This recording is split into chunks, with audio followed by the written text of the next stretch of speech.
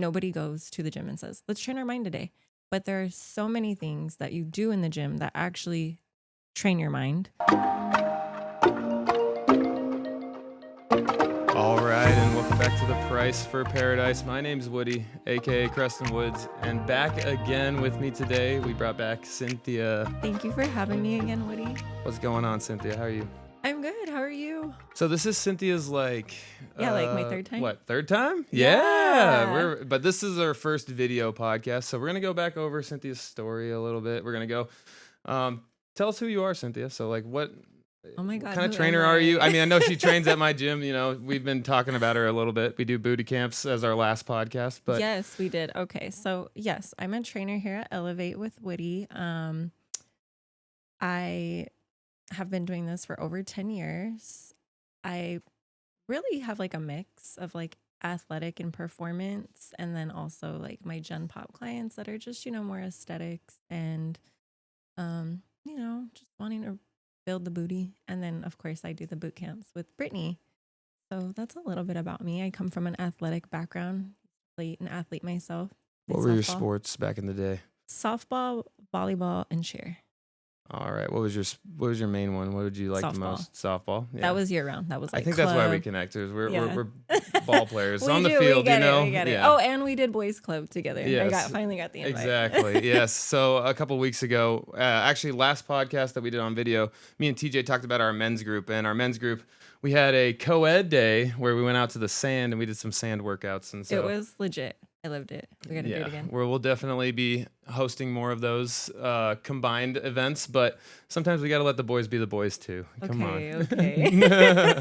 Hey, you girls all have your club. Booty camp, I wasn't invited to either. You either. guys can come to glute camp though. You guys we can? Yeah. All right. The coaches come. Although I get it though. I get it. But I loved boys club, so I want to come again.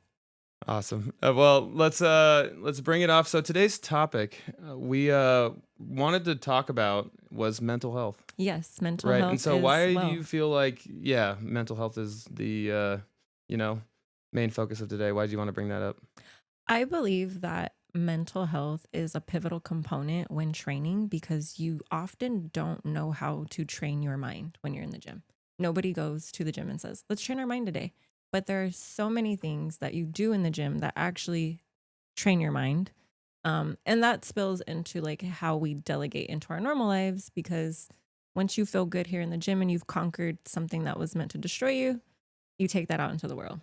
So you're saying like doing hard things. Yes, doing makes the hard things. Life easier outside. And I mean, like, you're going to have life. The hard things are going to happen, right? But when you can conquer that and train your mind intentionally to overcome it, like the same with you in breath work, it's like hand in hand. Like, okay, I got through it today. And my theory on the breath work is, or like your fitness comment on like how it affects mental health. I think that because fitness regulates the breath, it regulates your mind. And so and then the mind, it's all like that's all one, right? You can't have one without the other. But oftentimes a lot of people come into the gym and they're like, just want to train, want to lift some heavy stuff today. Just want to get a heart rate up. Doctor told me I needed to go to the gym. I just want movement, but they don't really understand like, no, it requires so much more. Like, you're in your central nervous system when you want to quit, you want to throw up, you want to cuss me out. You don't. You keep going.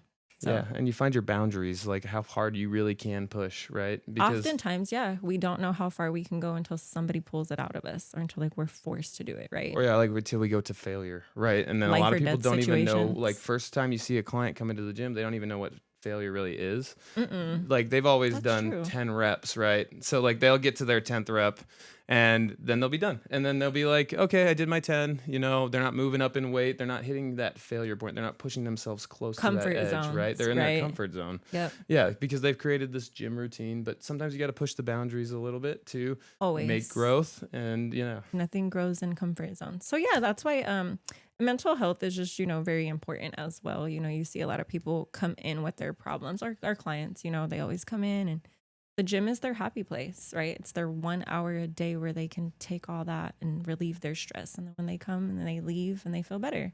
When you first became a trainer, did you think that you were going to be a therapist as well?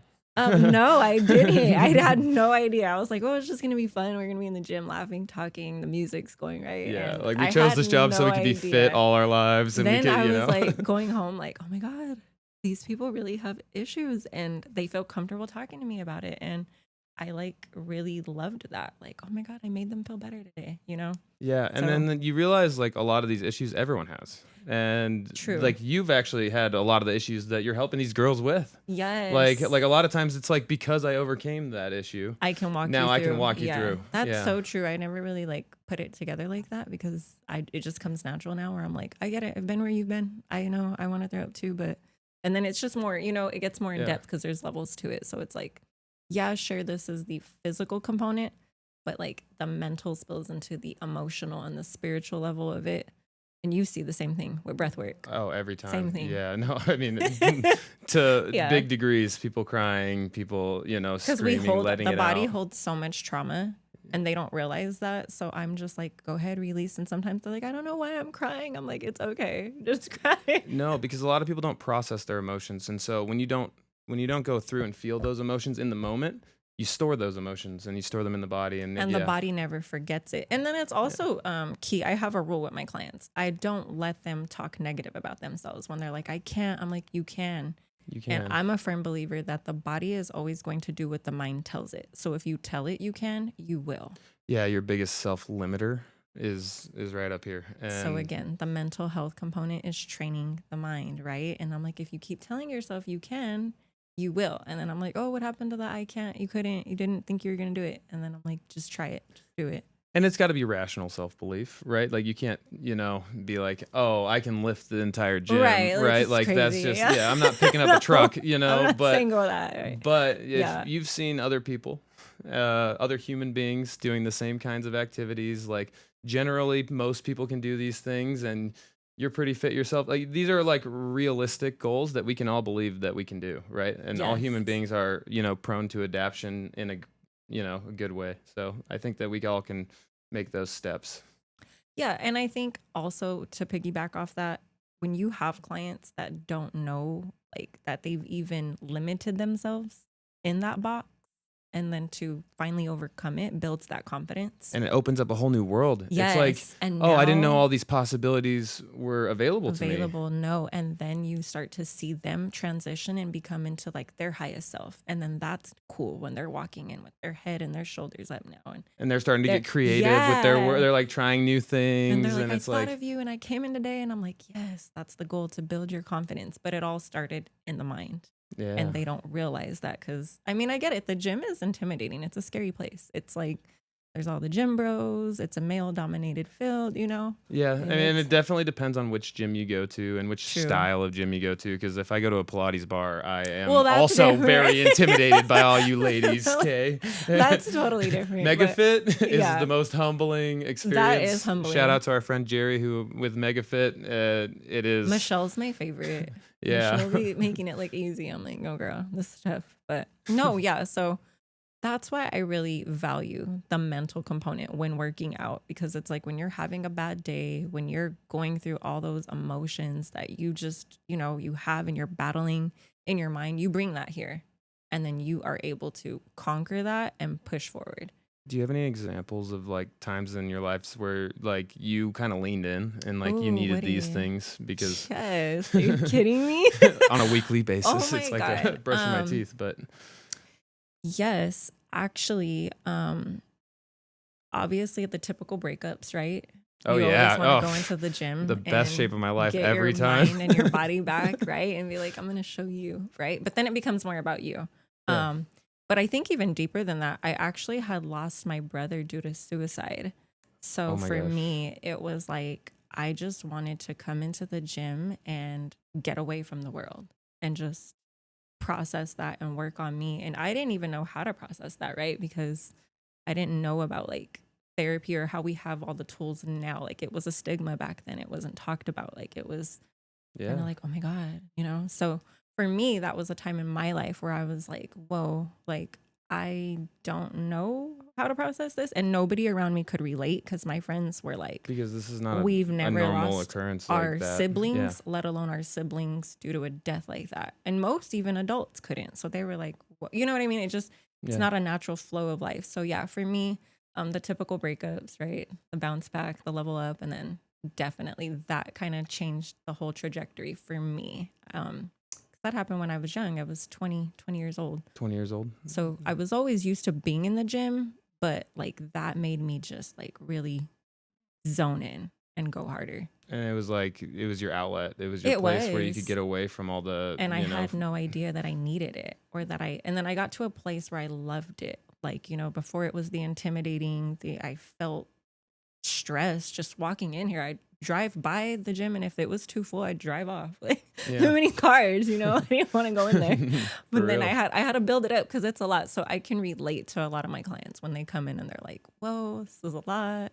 It looks cool, it's exciting, but it's a lot, So I understand. I put myself in their shoes because I've been there before. Yeah, definitely. And then, you just see, and then you hear all the stories, right? Like people are going through stuff at work, kids, relationships.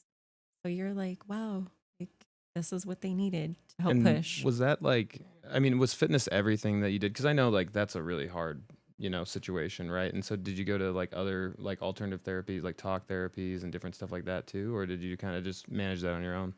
I managed it on my own at that time because I didn't really think therapy was like anything at that time. 20 years old, I'm like, what is it going to be beneficial to talk to a stranger? Old lady know about me? And how's it going to help? And I remember our pastor at the time was actually like, you guys are probably going to want to seek therapy after.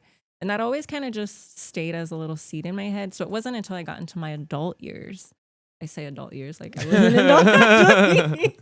adult. Like in like my like late 20s, early 30s, where I was like, I really should sit and process this, because at the time I just engulfed myself with being busy went to work, back to school, and I did all the things and I thought I was doing good, but I had no idea that was like a piece of avoidance, and my mind was like the biggest thing because I needed to focus on something else other than this.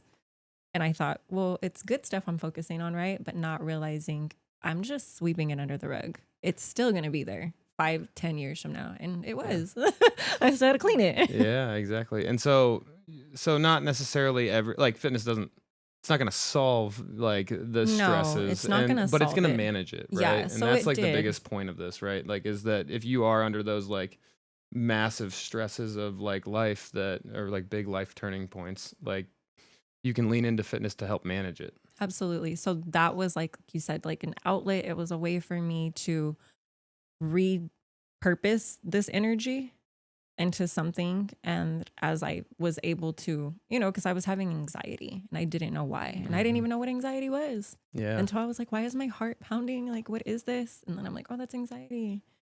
Whoa. And then, you don't, again, this is a time where social media wasn't really like prevalent like it is now. And it was like, no one really could tell you what to do. Everybody just would look at you and not have answers. Yeah. And, it like, was when just you go to the doctor, they're going to give you some anti-anxiety medication. And they wanted to put me on medication. And I was like, I don't want medication. Because I just didn't feel like that was suitable, like, especially with all the research. Is it the best case scenario? No. Right? I felt like I hadn't tried other alternatives yet. Like, that was... So, like, that's not a last case. Yeah. So why am I doing it? Right. Like, this is if I've tried X, Y, and Z and none of it's working, but you're giving this to me as an A option. And I'm like, I would rather not, because I knew my research, right? Obviously, dealing in the holistic realm, Dr. Ramsey, I knew that type of stuff. Like, this is worst case, but if you're not there or if that's not needed, let's try something else. So for me, it was, and it just started like being more, let's go to the gym, let's go to the track, let's go do dance, and let's go do all these other things. So keeping the mind busy and occupied. But yeah, gym was number one, because it was just like, oh my God, I get lost in here. And then start having your friends come and you know what I mean? And then you go home and then it's like, oh, back to reality. But you built the routine of showing up daily. And then I got stronger. I didn't do drive-bys anymore. Yeah. Then I came in. I created the routine. I started, lifting the weights. And so then I got familiar with looking at things. She's the trainer. I'm the trainer. So I'm teaching that, and that's what I would love to leave my clients with, right? Like when they come in, I want to make them smile. I want to make them laugh, but I also want to educate them, but I also want to pull that out of them, right? Like, let's pull it. Let's see how far we can go, because I can see things in them that they can't see in themselves. And sometimes that's all you need, is somebody to see something in you. A third person perspective. And plant that little seed and keep pouring into you. And then boom, before they know it, they're like, look at me, look at my body, like, look at this. And also someone not to completely people please you all the time. True. Because in society, everyone really, wants to make you feel better. They're worried about your feelings, and they're worried about making sure that they're not offending you, right, when you're at the workplace or you're at these other things. And so like that is not the time and place, but the trainer is the time and place. Like I can, and I'm fine. It's okay. I don't take it personal, guys. I can get told I hate you today, but you just don't take it personal. Those emotions are embedded in that moment. It feels like their life's gonna die on them. I get it, but you can talk them through it, and you can tell them there's light on the end of the tunnel, and that it's not the end of the world, because you're not as bad off as you think you are. And oftentimes, that's something they've created in their own little like world, where like they think worse of themselves because we're our own inner critics, right? And then I'm like, you're really not, though. Like, let's do it. Like, you know what I mean? Like, so many clients are like, I have 40 pounds to lose, and then they like show me their InBody, and they have like 56 pounds of fat on their body total. So like if you lost 40 pounds, you would be 10 pounds. Extremely anorexic and skinny. So I don't think we need to lose that much. I think they need that, and it puts things in perspective. Yeah, it shows them like light at the end of the tunnel. If they believe they can get there, then like you said, like if you believe you can do it, you will do it, right? But if you don't believe you can get there, if it is like an endless journey, and you have no self-belief that it's even possible, then you're never going to get there. But it all starts with rewiring the paradigm, right? So and that's the mental, that's the brain. Because we've picked this up somewhere, but now we got to rewire it and retransition those thoughts to be something more positive and productive, into like, I will, or I'm going to try. And it might be hard, but I'm going to do it, and I'm going to succeed. And it might take me multiple attempts, but I'm going to finish this. And then can you talk to me about anxiety again? So like, what about anxiety? Like what do you think anxiety is, and like why do we all have it, and why is it like such a prevalent thing nowadays? That's a really good question. So I actually had a therapist break down anxiety for me, because I didn't know what that was either. I'm like, what is this? No, different therapist. Okay, no. shout out to your therapist client. She's awesome. No, not Miss Jackie. This is pre-Jackie. But basically what anxiety was broke down for me, and what clicked, was you're often living either in the past or living in the future. And that was a very true statement for me, because I was either reliving those moments on where I was like, what could have I done better? Carrying that guilt or that shame, especially with suicide, because you're like, what could have I done better? What should have I said? What maybe if I would have did what I wanted to do, this wouldn't have been the case, And at 20 years old, you're barely opening your eyes to life and society. And you're a young adult. You're, fresh out of high school, barely making a name for yourself in the world. There's a reason they don't let you drink till 21. So I was like, this was all new for me. And then, just to see how both my parents were processing everything, it was two different ends of the spectrum. And so here I am, like, just, like, what do I need? And I didn't even know what I needed. Didn't even know how to communicate what I needed. So having that like constant heart palpitation and not being able to sit still, I didn't know what that was. I had never experienced that. And then just I always felt like I needed to cry, and I always wanted to just go for walks. I found joy in like the walks and in nature, and I would calm down, and I would just be like, okay. And then after I would use that energy to pump out like in the gym, then I could like sit and think with it. And so like you can't process that response in the fight or flight. Exactly when you're freaking out, right? When you're panicking, yeah, you can't process. with that panic. And so then once you've dealt with the state, once you've done some breath work, gone for a walk. I didn't know about breath work then, but yeah. But like the walk is breath work, right? And so like Right. the walk true. regulates your breathing, right? And so the walk elongates your breath, slows everything down, helps you get it out, helps you de-stress it, right? And then now you can process. Now you can think straight and, not let the emotions take control of you. And, Right. Yeah. So that was the anxiety for me. Never experienced it. Didn't know how to end it. Didn't know how to heal and process through it. So I was learning all this on my own. So again, living in the past, wondering what if, what could have, should have, right? And then having to make peace with that, being at closure and changing the perspective, rewiring the paradigm, right? And just telling yourself, forgive yourself and it's out of your hands. Like this was out of your control. And then the living in the future, like, well, what and the if? forgiving yourself thing. Yeah. Like sometimes people have a hard time forgiving others first, but forgiving yourself, right? Because you know what kind of person you want to be. And we don't always live up to that expectation. And that was me. I'm very high expectations. I'm a perfectionist. I'm very analytical, critical. But I try to use that for good, right? Like I try to look at that now more like it's because you want more. And when you want more, you know you deserve more. And when you deserve more, you show up for more. And that's really essentially evolving, elevating. Yeah. And elevation requires separation. So you do have to separate yourself from the things that are weighing you down.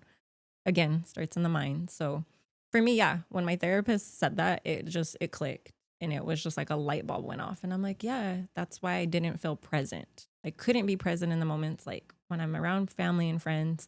I wanted to be, but my mind was somewhere else and they didn't know it because I was smiling, laughing, yeah, you're joking. Like going through the motions. Yeah, going through the motions. And I never really talked to anybody about it because no one could really relate. So I was just like, this is pointless. Yeah, I don't know. I'd rather talk to God, So yeah, I really got deep in my spiritual journey in the gym. So God and gym. Yeah, and do you think God and mental health are, very synonymous? Yeah. Yes. I mean, regardless of beliefs, right? Like it's just like there is this higher power, and once you've experienced something supernatural, you can't explain it and you can't see it, but you felt it, and then it's just like, okay, like you have to keep that in mind with everything else you do. Yeah. And then it just like it evolves. It's like the foundation. I had another friend on the podcast a while back, and he said something like, when you have no one else to talk to, you have the gift of despair, God, right? Like, and wow, so like, that's beautiful. And so like, that's the person you talk to when you're, you have no one else. And he's the only one that knows what you're going through right now. And that is a really good place to go when you have that tool, right? Yes. And I feel like a lot of people who don't have any beliefs or like who are they don't believe in anything, that it's like missing a sense of piece loss. Of like something of like you're missing mental health because you don't have anything to delegate like why you're doing what you're doing, or I get that. Yeah, I can totally understand that and relate. So yeah, for me it was just lock in, let's go to the gym, let's burn off this extra anxiety energy, because I just couldn't sit with it. Couldn't sit still if I wanted, and I was like, this and is not me. Were there any like practices you did, like affirmations or like words, or listen to like motivational speakers? All or of that. Like I listened to motivational speakers. I listened to podcasts. I really did my research and did deep diving in like the mind. I found Bob Proctor. I was listening to like holistic doctors and how people could really heal their body by like their mind. And then that spills into scripture, right? Because in the Bible, it's written like, you have faith this big of a mustard seed and you believe and claim that you are healed, you are. And I was like, dang, like, what if I really apply that? Like, what if I test that theory, right? Because at that time, at 20 years old, you don't really know who God is. Like, sure, you've heard of it. You went to church. Parents kept you in, but you've never really experienced. You want to have like spiritual experience. Yeah. Like, what is that relationship? So I was like, what if I really did test that theory? And what would that really look like, you know? And I tested it. And I was like, oh, shoot. It works. It works. Every time. You do have, you know what I mean? And it's different for everybody. I can't say, but you know what I mean? For me, it was like, whoa, to experience the calmness that came over me. Yeah. And just be like, whoa, like you could just feel your whole body like at peace and melt like, oh my God. Oh my God. Yeah. Yeah, like that, like that one point when you say a prayer and you're like, oh, yeah, like and it all just drops off your shoulders and you're like, what? I can't believe that and it's something did that only that much, God right? could have heard, because I was very specific. I would write, I would journal, I would, if you looked at my phone, I have notes galore. I'm sitting here talking to God all day long. People would look at me crazy. I'm walking and talking and they're like, who are you talking to? Don't worry about it. We're in conversation. But I knew he heard me. And I'm like, I was super, like, I tested all those lines, when they're like, get specific, ask big. Okay. Don't tell me twice. Like, I'm going to get specific and big. So for me, once I really like tested it and it worked, I was sold. I was like, oh, I'm a believer. Here we go. Now, there is some work to be done, though, right? Absolutely. Because you ask God for some strength and you ask him to lose some weight, then he gives you a gym and a trainer, and then you got to go to work. That's one thing I've always learned too. Like, he'll meet you halfway, but you got to do your half. And I'm like, okay. Like, but when he tells you what to do, that's the beauty, right? Because sometimes I wouldn't know what to do. I would be lost. Like, I don't know, does this, is that? And when I got direction, I was able to be like, okay, I'm on an assignment. This is my direction, and I'm going to stay solid on that, and we're going to focus. And he speaks to us through like people. Like, oh my God, like, and it's like random people too. Like, you don't even know. Might not even be religious. And then all of a sudden they bring up that thing you were thinking about. And you're like, wait a second. Yeah. Too much synchronicity going on here for this to all be random.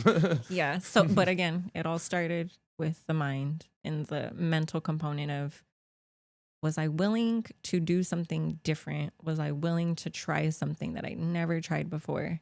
And what if it did work? And then what if I just keep reiterating that night and day and throughout the day? So when I had those moments where there were little episodes that wanted to come, I would rewire my mind with the affirmations of like, nope, but you got it. Like, no, God didn't give you that. God didn't give you the spirit. Like, and it was fear, like, right? Like fear of like what could go wrong, and fear of this, and that trauma I was holding on to, not realizing it, and just like didn't want to talk about it. I didn't want to have, like, I would have I don't think I've ever talked about this ever. Yeah, thanks for like bringing it up. Like, this is huge. Actually, I never wanted to talk about it. I didn't want people to feel sorry for me and treat me any different either. I just wanted to live my little world and be in my own little world.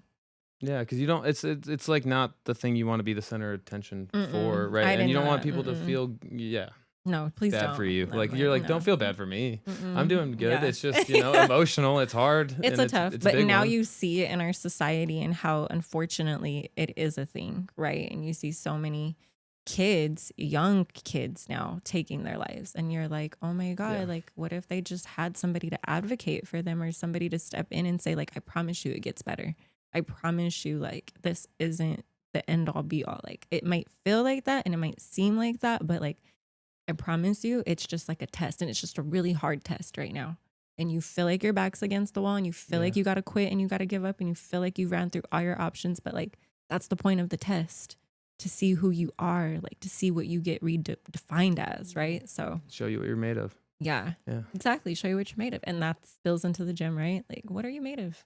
How far can we go? How far can we take it? And I like that you put it out there as like tests and trials and like things that you have to go through, rites of passages, like, because a lot of people go through the victim mindset, like the world's against me. I have all these things. That did happen to me, though. I have to be completely honest. I did have a little bit of the victim mindset, like, this happened to me. How could this happen to me and my family? Like, we didn't deserve this. Like, why, all those things. Yeah. And then I had to break out of that, switch my mind, and be like, no, this can happen to anybody. And anybody can lose somebody at any time. Like, everybody goes through something every day. The best people are taken early. Yeah. Like, and there's but it did make me shift my mindset. So at that point, I discovered time was such a valuable asset. So if I spent my time with you, that was intentional. If I gave you something that I could never get back, it was time. That was the most expensive currency of mine.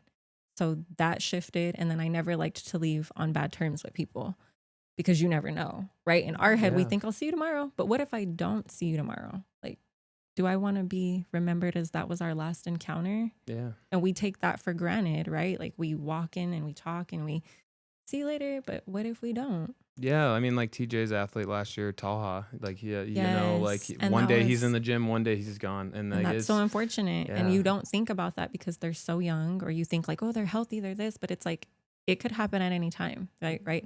May not be due to health, could be car accidents, tragic, anything, wrong place, wrong time. But I say that to say you really have to be valuable in like the time you spend with people. And again, like it just all spilled from me reprogramming my mind. And not taking that bad situation, being a victim of it, and taking it and harnessing it for good and for, leaving a better impact on the world, because we can learn from every mistakes, like all of our growth comes from failure. Right. And so like once we learn that is the thing that helps us grow the most, right? That's the key. Then we just have to lean into that. And no, that's true. Because it wasn't until people on the outside looking in who I did share it with started telling me like, oh my God, I could never go through what you went through. And like, how are you still like standing and smiling? Or I would have never guessed you've been through that. And that didn't click with me until later in life too. Cause I'm like, what does that truly even mean? And then I'm like, oh my God, I am stronger than I thought. I was ready to quit. I was ready to throw the towel in. I was like, this is too much for me. Like, whoa, I see why people battle thoughts like this. Because when it gets heavy, it gets heavy. And you think you're the only one dealing with it. And everyone doesn't realize that we've all had major traumas, every single one of us. And like it is. And it took me a while to learn that too. Because I thought you think it's just you feel isolated. But like you said, it's everybody. So once I started understanding life in that aspect, I was like, calm down, like you're fine. And then looking back in hindsight, it's like, I did overcome this. I did conquer it. And I didn't do it alone. Like grateful, to God and the people that were surrounding me at that time, even if they couldn't relate or articulate what needed to be said, it was just being there, being a pillar for me to lean on.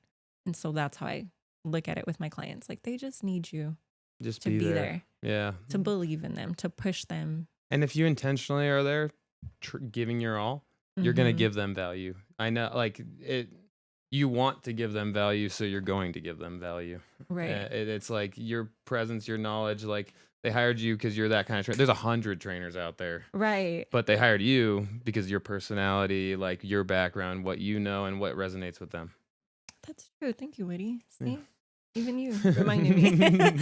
So no, yeah, that's very true. And I'm honored when somebody hires me for their journey. It's not like just words I say because they sound good. It's like, that's hard-earned money that you could have spent anywhere. You could have picked anybody and you chose to go with me. Right? And I feel bad when they don't show up. Right. Like when they miss their sessions, but I have to charge you because this is my business too, right? Time, like right? This is my time. We set this up. You didn't cancel ahead of time. And like, now you're leaving me here, you get like this. But I feel bad for you because like, this is an expensive, thing to pay for. Yeah. We are not cheap. We are shout out to the clients that are like, I get it. Won't hold you. No, but absolutely. Like it's our time. All the things that we do behind the scenes, right?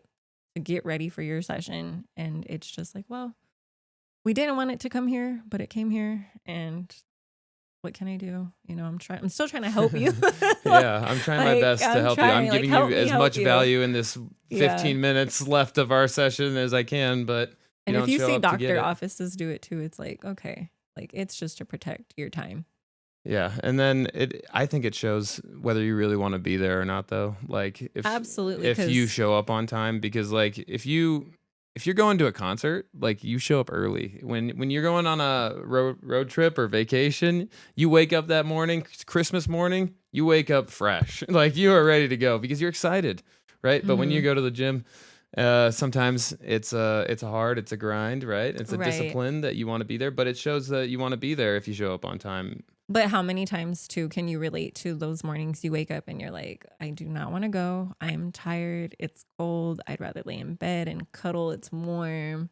So those are the fights, right? The mental fight. You make me feel that right now. I'm like, and people don't often realize that the mental fight starts the minute you wake up because your mind's already making decisions.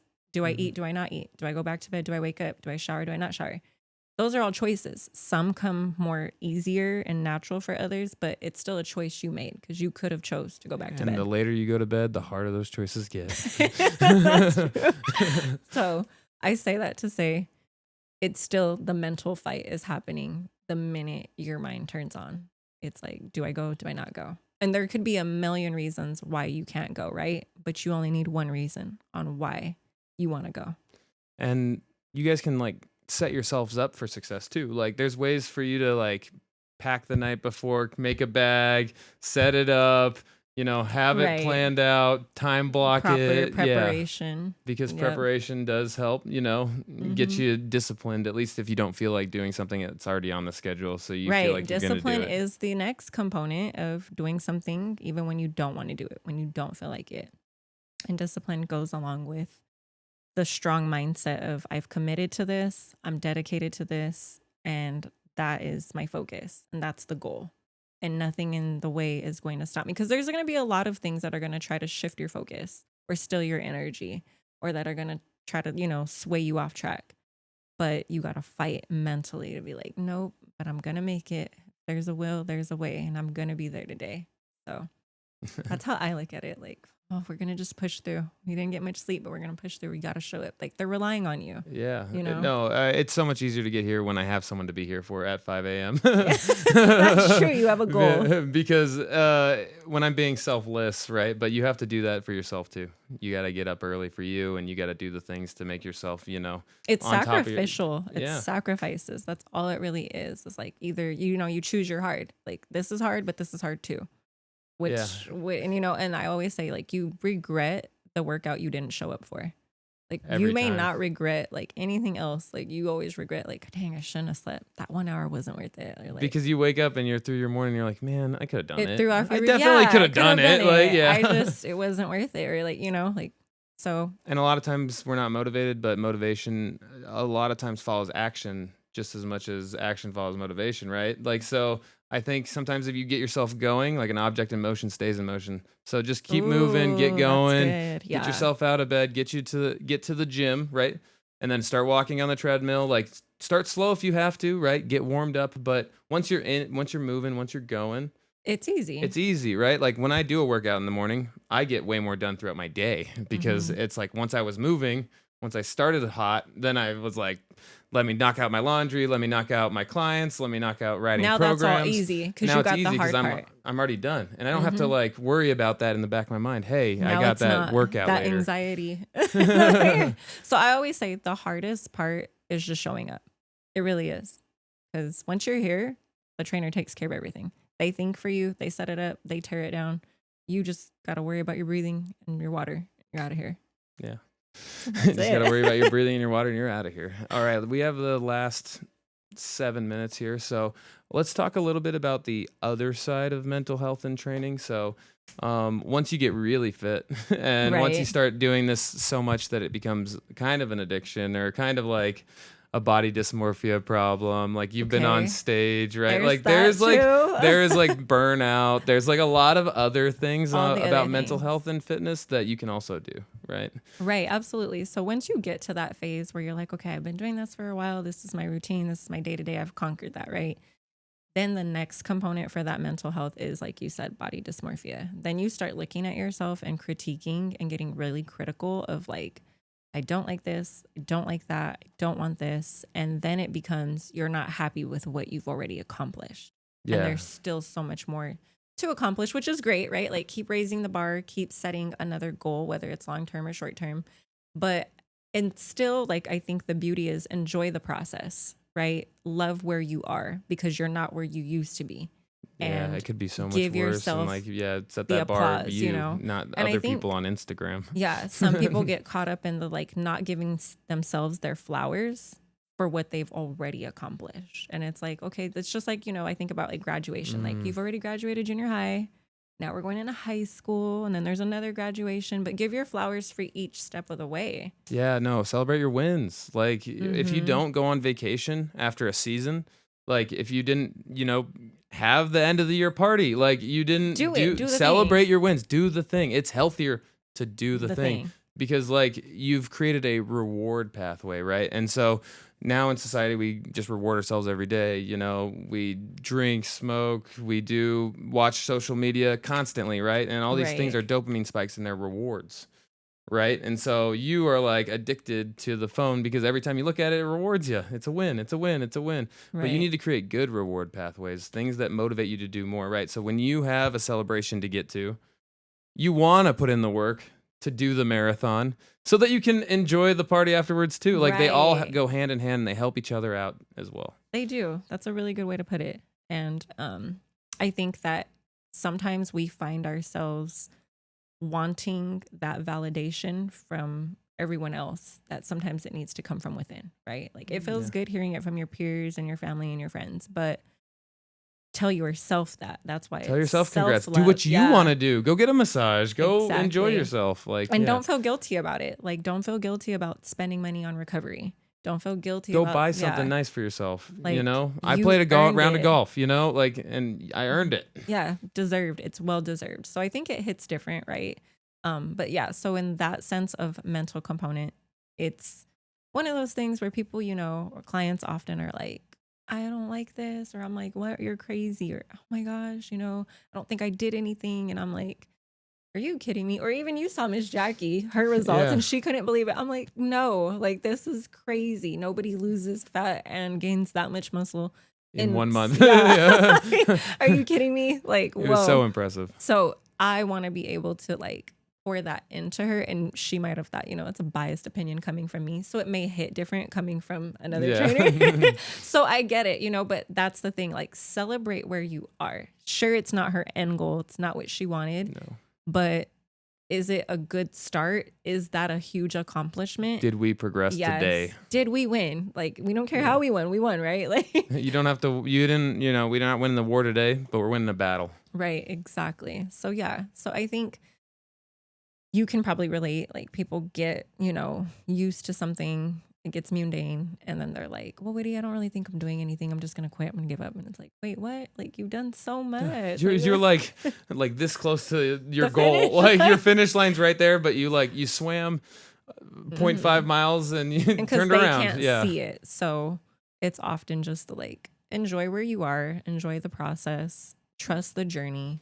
As long as you look back just for reference to see, well, I'm not there. I'm not doing what I used to do. My habits are different. Like my healthy habits have changed tremendously into my lifestyle. Like no longer eating the food I was eating, no longer drinking the things I was drinking. Are you growing up? Are you maturing? Are you becoming the adult? Like are you those holding things. Yourself like accountable? You don't have to be an adult today. We can still act like we can play, we can be kids, but like you have to grow on the things that, progress you through life. Right. And so that's really, I think, a huge part of what we see in the gym too, right? Everybody's looking in the mirror and flexing, and it's like the comparison factor starts to come into like, well, I like that person's glutes and I like that person's. And it's like, that's great. That's great. But don't lose sight of yours still look amazing. Mm-hmm. Like you grew yours too. Like that's great to have something to work towards, but don't lose focus. Like yours are still amazing. Thank you for telling me my glutes look great. I appreciate that, Cynthia. Yeah. So, yeah, I think, and that's, I feel like, mental health is just so critical in life, in gym, in everything we do, right? So I feel like that's what we see because we're here all day, every day. This is our, our job. But just, knowing like how people talk to themselves or, hearing the conversations they tell you, and sometimes you have to be that conduit to remind them like, no, there is a different way to perceive this, and we're going to show you how. And you thought you couldn't, but like, here you are. And here you are a whole year later. Like you thought you were going to quit 3 months in with me. And here we go. Like we're still going strong. And like we've accomplished so much, but there's still so much more to go. But like, we're at a new level now. And guess what, guys? It's your entire life. There's going to be another thing and another thing. There's and another always thing. So just the next thing. Settle in and enjoy the process, right? Because we're going to be doing this for a while. But again, that's anxiety, right? Not living in the present, comparing it to the past, comparing it to the future. Yeah. So it's like, whoa, let's regress. Let's enjoy where we are right now. Let's celebrate. Win today. Win today. And, did we get 1% better today? Like, that's all we need is 1%. Now, if we get above that, that's a bonus, but just show up 1% better. And the hardest part is showing up. So if you've did that, I'll take the rest from here. Now, granted, you got to do it, but Hey, Cynthia's got the rest from here. You heard it here first. So yeah, that's like really it, I think. Awesome. Well, any last things you want to say before we walk out of here?